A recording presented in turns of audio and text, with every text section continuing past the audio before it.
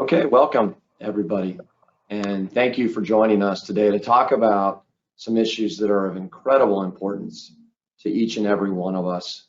We've known for the longest time that it's absolutely critical for us to be aware of our budgetary needs and to establish a budget. And the need for that's only become greater, and the challenges have only become greater as we've experienced this incredibly high inflation in the last few months, and specifically throughout the course of 2022. So today we want to spend a little bit of time working through some of those issues, and we want to start at the best place to think about this issue, and that is, why even bother? Why do we need to ensure that each of us has a budget in place? Why do we need to reassess that? Why do we need to take into account the impact that inflation may have? And that'll help to guide us through then a series of steps and principles that will put each of you in a place to think at a very high level about the primary considerations that you should take into account as you build out your preferred budget. But then we get into the fun part. And that's where, rather than just saying to each and every one of you that budgeting should be the same for every person, we recognize that budgeting can seem a little bit challenging. It can be intimidating. It also can feel like it's a little bit of a cookie cutter approach, that everybody wants to pull something off the shelf and tell everybody you've got to do it the same way. And we know that's not the case. So we're going to give you a handful of options, some tools within your toolkit, if you will, that you may decide, hey, that one works well for me, or I think I can deploy these two strategies and that will work well within my household. And then we'll wrap by providing you an optional tool that you can use as the foundation for what you're doing, and that's a budgeting worksheet that will make some of these early steps easy. So today you're going to hear from some of our colleagues with QPA Financial Wellness. Josh Zeb and Kenji Noguchi are two of our financial wellness consultants, and they're really going to walk through those various tools and talk about their practical experiences working with people who are interested in finding ways to make budgeting not just not intimidating, but perhaps even make it a little bit fun. And then Kyle Bingham, our managing director of Financial Fitness for Life, will help you with those preliminary principles, and then he'll help Josh and Kenji work through those tips, and Kyle will wrap up our budgeting worksheet approach at the end of our talk. As I mentioned earlier, I want to just talk about the why behind this budgeting notion. And the reality of the financial situations for many Americans is that we're not prepared for the unexpected. We're not in a position where an emergency arises and we can comfortably take care of that emergency, let alone to do so without a lot of stress. And as we look at the data across the country, the notion, for example, that 56% of Americans wouldn't be able to cover a $1,000 emergency expense with savings. The idea that many of us continue to live paycheck to paycheck without regard to what our income level is because expenses continue to mount. And we know it's incredibly important for us to identify what those expenses are. And of course, inflation has made that tougher, hasn't it? Everything seems to cost more. Everything. It feels like whether you're paying at the pump, whether you're buying something online, whether you were looking at a vehicle, whether you're looking to travel, whatever it might be, everything feels more expensive. And as you can see here at the bottom of this slide, that sucks the joy out of so much of what we want to be able to do with our hard-earned money. And so what we would suggest that you do is not only keep in mind why this is important, but start to ask yourself, what has become more expensive to our family? I mean, really, if we think about it, does some sort of national number telling us the degree to which a basket of goods bought across the country has increased, does that really tell you how your expenses have increased or your family's expenses have increased? Probably not. So what we really need to do is get into a position where we can dive in and say, where do each of you as individuals spend money? For example, if you're on an all-egg diet, your food expenses have gotten astronomically more expensive recently. But if you spread out the way that you spend money, it'll be important for us to dive into those categories and gain a better sense for what is truly inflated within your budget. Now, Kyle, I think it's pretty apparent to all of us why this is so critical. And it's also apparent to us that in an inflationary environment, it's important to reassess. Where would you suggest that people start as they work through this budgeting journey from kind of a big picture philosophical perspective? Yeah, no, thank you, Matthew, for kind of setting the stage as to why budgeting is so important. And I think that one thing that we have to acknowledge is that every person's budget and their cash flow situation has been impacted a little bit differently by inflation and by some of these other economic conditions that we're experiencing right now. And so it's really important for you to be able to see and understand what's going on with you and your individual situation. And then that will allow you to be able to focus on those things that are going to provide the most benefit to you. And in order to be able to do that, there are some certain steps that you're going to want to follow and some principles that you can apply as you're going through and doing your budgeting. And so what I'd like to do is turn some time over to Josh, and I'm going to have him walk us through what those core steps are for building a budget, and then some additional principles that might help as you're going through the process. So Josh, take us through those steps. Yeah, absolutely. And, I think what's really important here is, Matthew, you and Kyle both said it, but everybody's in a little bit different situation. So, for those who already have a budget, you may already be doing one of these steps or multiple of these steps. And for those who don't have a budget, maybe this is all new to you. But budgeting really comes down to how much money are you bringing in and how much money are you taking out or expensing over a certain period of time. Now, generally, most people want to budget for a month or at least categorize month to month. That way they can kind of look back and make sure that they're staying consistent. And from there, after we're able to kind of track what we're spending per month, we really need to identify what we're actually spending money on, right? So necessary things and unnecessary things, which are what most people consider our wants. And with that, those are going to differ quite a bit. Personally for me, things that I like spending money on are sports tickets and going out to eat. I know for Kenji, he likes going skiing, so those are things that we want to prioritize as a part of our budget. And that's really important, is that it doesn't have to be super cookie cutter where it's just you need to spend all your money on the necessities, but we want to make sure you're able to have a happy life as well when it comes to budgeting. And lastly, we're talking a lot about day-to-day finances, but we need to think about beyond that, thinking about the next year or the year after that or 5 years down the road. So making sure we're putting some money aside for ourselves in our budget. And when I mean that, I mean emergency funds, I mean savings. Matthew mentioned it before, but emergency funds is a really important aspect when it comes to budgeting. And with all this being done, it's going to be pretty resourceful for us. And Matthew mentioned it before, but we can kind of make it a little bit more fun and making sure that we're making all of our eggs in a row there. And with that, if you have a consistent budget, it does relieve a lot of stress. Budgeting is a huge part of anybody's financial wellness lifestyle, so making sure that you have a consistent budget is really important. On top of that, I think I've seen from the last couple of months, especially since the holiday season came around, where a lot of people had their expenses or spending up quite a bit because of holiday gifts or maybe food or transportation. So one really important aspect to think about when it comes to budgeting is just making sure that we have a little bit of flexibility month to month, knowing that there are things that are going to be a little bit more flexible depending on what you spend money on. And lastly, I talked about flexibility, but two terms, it kind of sounds like an oxymoron in a way, but to have a successful budget, we need to be consistent month to month, but we need to adapt to the times as well. And what I mean by that are two things. Number one is the inflation aspect, where things are getting more expensive over time. So we want to make sure that if we have a budget or we're creating a budget, we can adapt to the times, making sure we're updating it as we get older. And on top of that, we want to make sure we adapt for lifestyle changes, such as kids, maybe higher income that you're expecting in the next couple of years, or maybe any kind of family changes at all. So making sure you're consistent in the short term and being adaptive long term.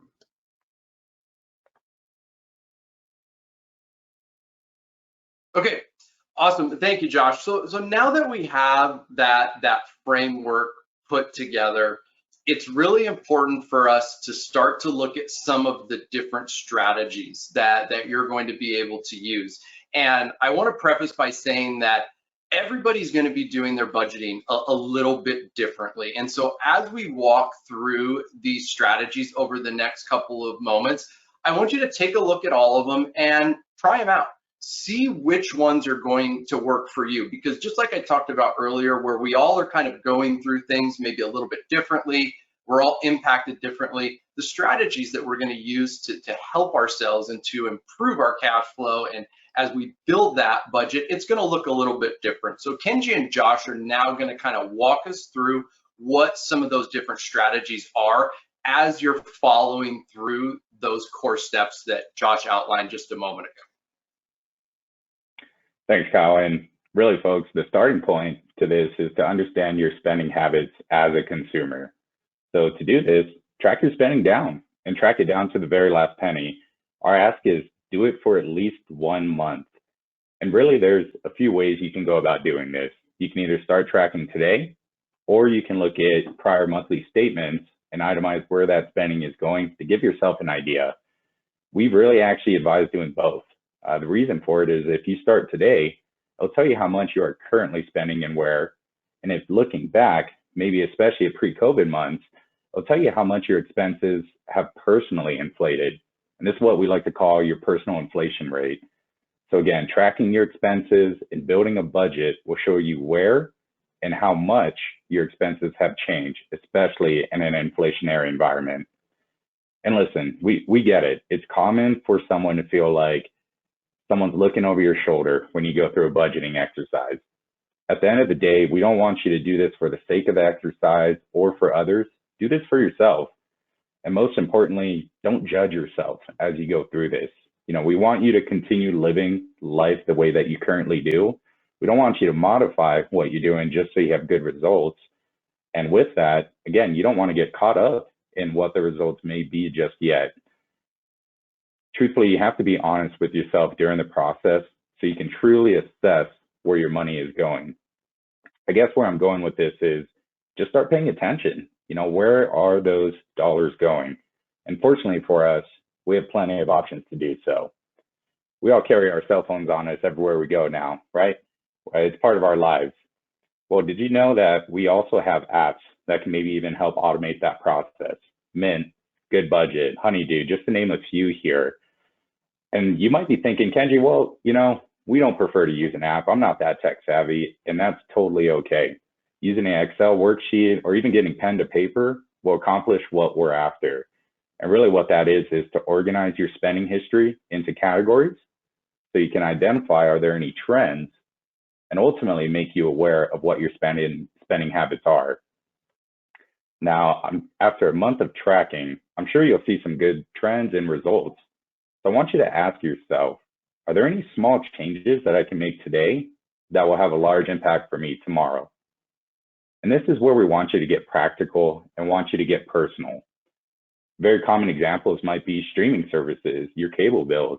Do you love HBO? Do you love Hulu? Do you have all of them, right? Is there any opportunity maybe you could slim some out or maybe even package them together?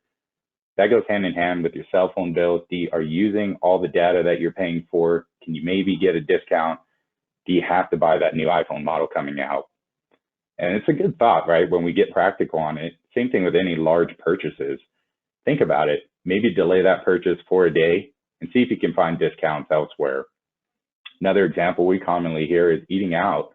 Do you eat out often? And obviously home cooked meals are cheaper, but as Matthew said, right, if you're only on an egg diet, that might not be the case. The silver lining here, folks, is that spring is around the corner. Good tip that we always like to share is go visit your local farmers markets, see if you can reduce the cost of some of those groceries in some manner, and apply that not only to eating out, but every facet of your life as well. Again, everyone's not going to have the same expenses, so it's important for you to be practical on where you can personally cut costs and how much you can personally save by doing so. Now, Josh, I know you've met with thousands of participants at this point, and a lot of these real life examples come out in our discussions. So I'll switch it over to you, and if you don't mind sharing what that might really look like for an individual when they cut costs. Yeah, and I think one of the most important things when it comes to these little changes that you can do from month to month. It's really looking at what I call spending leaks. So these are things that are from $5 to $10 that you may be spending on a daily basis or weekly basis. The best examples, like you said, is lunch, going out to eat for lunch. Coffee is another huge one that we see people kind of know. Starbucks is quite expensive. So we have an example here of maybe cutting back on eating out for lunch. So this example is showing, someone who's maybe going out every day during the week for a full year. Usually we range that around $10 per meal, which is generally what it will, on average will be. So that'll be pretty pricey during the year. That's $2,600. That's going to be going toward just lunch if you're going out to eat all the time. Now, if we dial that back to just 2 times a week, and we take our lunch from home the rest of the days, it can save quite a bit of money. On the bottom right of this chart here, you can see net savings of $936. Now that's emphasizing, again, if you go from eating out 5 days a week to eating out just 2 days a week. Now that is a change, but I think that's pretty doable for everybody to do. But again, that net savings is a huge aspect when it comes to budgeting. That's something where we can put towards maybe an emergency fund, or it could be going towards retirement savings or investing, or as we're going to flip over to our next aspect to it, is going to be debt management, or making more debt payments if you have any debt instruments. So here's a strategy that you could implement a part of your budget called debt snowballing. Some of you may have heard of this before. The whole idea behind it is really taking down or eliminating that lowest balance debt instrument you have. So usually when it comes to eliminating debt, there's a couple things you need to know. How much debt you have, what debt categories or debt instruments do you have, and what are the monthly payments for those as well. So the whole idea behind this is making sure we're cutting out a debt as soon as possible, or a debt instrument as soon as possible. The unfortunate thing about it is you're not really considering the interest rate aspect. So I'm going to give it to Kenji here. I think you have an idea of how you can maybe eliminate interest rate or debt instruments that focus in on interest rates. You're exactly right. There's another approach that we might be able to use to attack some of this debt. And think of the snowball, it's almost the exact inverse of that. It's what we like to call the debt avalanche, or interest rate focus. So again, it follows that same protocol that you'll want to follow of lining up your debt instruments, but this time, instead of organizing by the smallest balance, we'd like you to organize by the highest interest rate and start attacking that debt instrument first.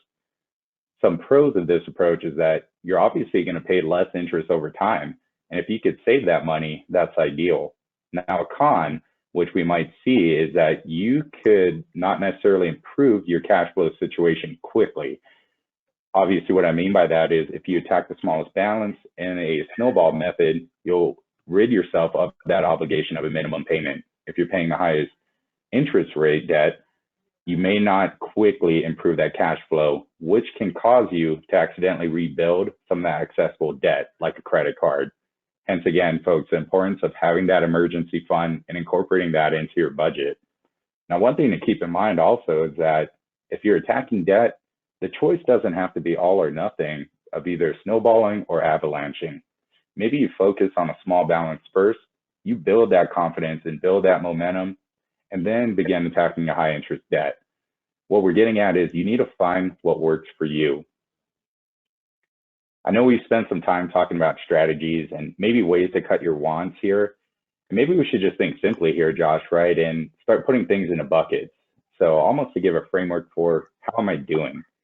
I know you're passionate about this one, Josh, so I'll pass this over to you. Can you share with us what an individual can use almost as a benchmark? Yeah, absolutely. And I think benchmark is the key term there, is really understanding if you're saving enough, or you're putting enough money towards debt or necessities, or are you overspending on that wants category we mentioned before. So the best way to do this is really identify those 4 terms: wants, needs, debt, and savings, and making sure that we know how much money we're putting towards all these categories. And again, we want to make sure that we're doing it in an appropriate way. So We have an example called the 50-30-20 method. And the idea behind it is 50% of your income should be going toward those needs or necessities. 30% should be going towards those debt and savings categories. And then 20% should be going towards that wants or not necessarily items that you don't really need, like going skiing or sports tickets. So we have a slide next that's going to show you an example of this. And it's breaking down what I considered per category here. So you can see the needs: rent, grocery, gas, medical utilities. We have savings and debt. So this person is putting some money away for retirement as well as for their emergency fund. And then they have a couple of different debt instruments that they're paying off. So it looks like they're really emphasizing that car payment first, that they want to get rid of that. And then we have the wants category, which is going out to eat, which is a big one. I think most people spend money on month to month. Notice how that's in the wants category and not the necessary or needs category. So this all adds up. So at the breakdown at the bottom right, you can see 53% going towards your needs, 29% going towards savings and debt, and then 18% going towards wants. Now, again, really important, if you want to go back to the last month, look at your statements and seeing and categorize what you're currently doing, and making some small changes can really help. As we look at the last step here, step 7, I believe, we're going to really identify ways to make sure we're successful with our budget. You know, one thing that I think is really important, especially near the end of February, is a lot of people had a New Year's resolution that they made. So, and the best way to actually succeed with it is maybe having an accountability partner with you to maybe string along with you. I know I have one with some fitness goals I have that I was actually just texting my guy a couple of hours ago, of making sure we're both on track. So it applies to your budget as well, making sure that maybe your wife or your spouse or maybe your parents or kids kind of know what you're doing. Make sure you just let them know that you're making a budget. You're making yourself accountable to make sure you see it through. Now, Kenji, did you have any thoughts on this of the step 7? I sure did. And another consideration would be not only accountability, but it's a major life change if your budget changes, right? Especially if you have a partner or a spouse. So you want them to be involved as well, to not cause anxiety or stress as you go through these changes.